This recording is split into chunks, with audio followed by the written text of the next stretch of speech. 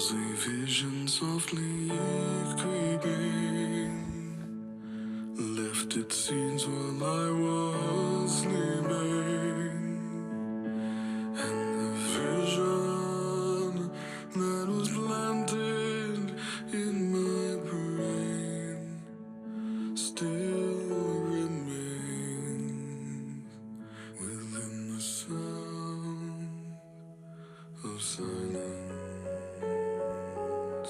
In restless dreams I walked alone, narrow streets of cobblestone, neath the halo of a street lamp. I turned my collar to the cold and damp, when my eyes were stabbed by the flash of a neon light that split the night and touched the sound of silence. And in the naked light I saw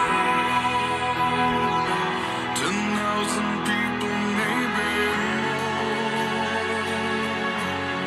People talking without speaking, people hearing without listening, people writing songs that voices never share, and no one dared disturb the sound of silence. Fool said I, you do not know. Silence like a cancer grows. Hear my words and I might teach you. Take my arms and I might reach you. But my words, like silent raindrops, fell and echoed in the wells of silence. And the people bowed and prayed to the neon god they made.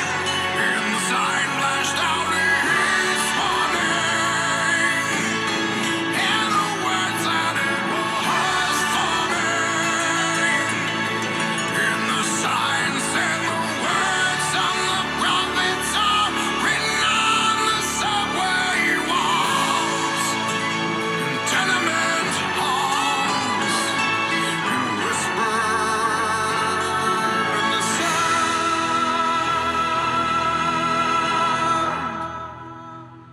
of silence.